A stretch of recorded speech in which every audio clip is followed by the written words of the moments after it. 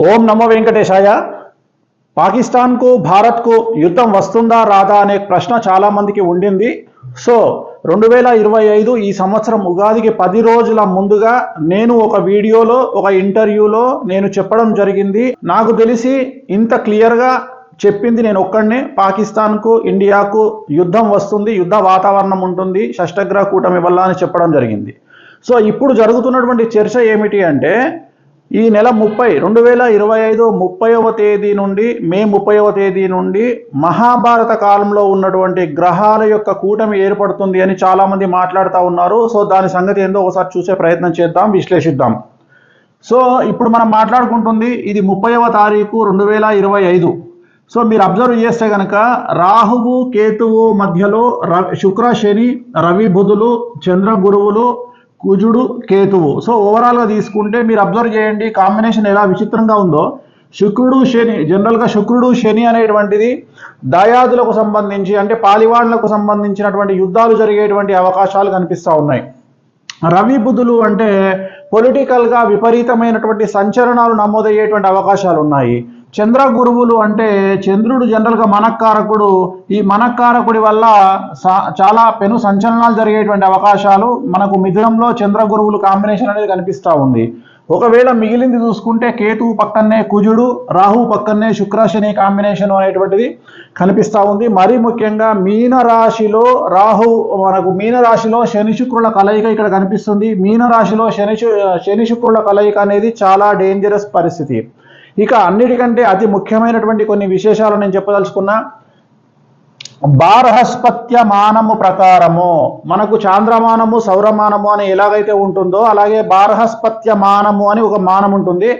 దాని ప్రకారంగా తీసుకున్నట్లయితే ఈ నెల అంటే మే 17వ తేదీ నుండి 8 సంవత్సరాల పాటు గురువు అతిచారంలోకి వెళ్తా ఉన్నాడు.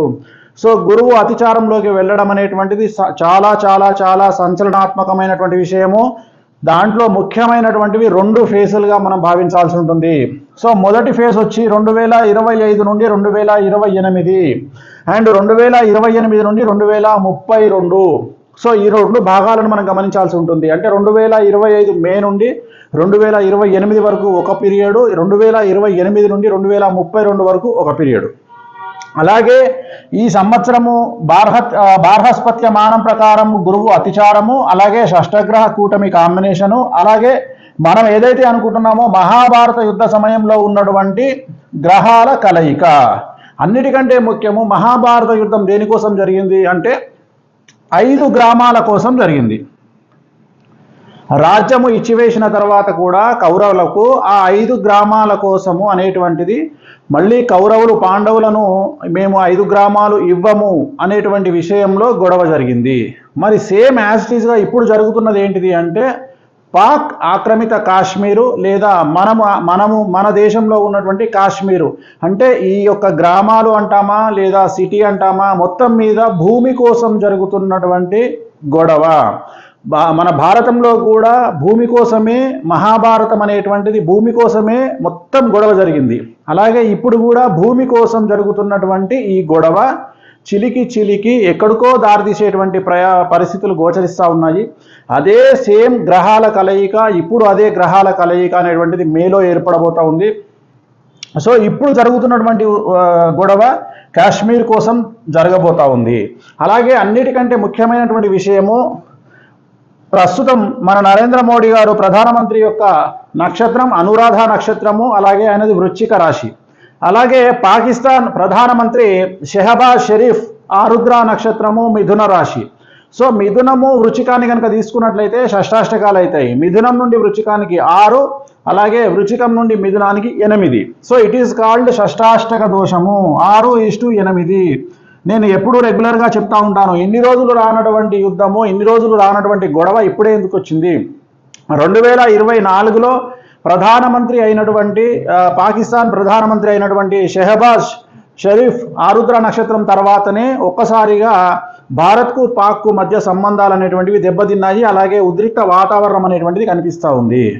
సో దీని యొక్క కలయిక షష్టగ్రహ కూటమి యొక్క కలయిక, అలాగే షష్టాష్టక దోషము ఎవరికైతే నరేంద్ర మోడీ గారికి అలాగే షెహబాజ్ షరీఫ్ ఇద్దరు ప్రధానమంత్రులకు మిథున రాశి వృశ్చిక రాశికి షష్టాష్టక దోషం ఉన్న కారణం చేత, షష్టాష్టక దోషం అంటే ఎప్పుడూ ఇద్దరికి పడనటువంటి పరిస్థితి, పాలల్లో ఉప్పు వేసిన మాదిరిగా, పాలల్లో ఉప్పు వేస్తే విరిగిపోతాయి. అలాగే కాంబినేషన్ అనేటువంటిది వెరీ డేంజరస్ కాంబినేషను, గొడవలకు దిగేటువంటి కాంబినేషను, చాలా డేంజరస్ కాంబినేషన్ అనేటువంటిది గుర్తుంచుకోవాల్సింది.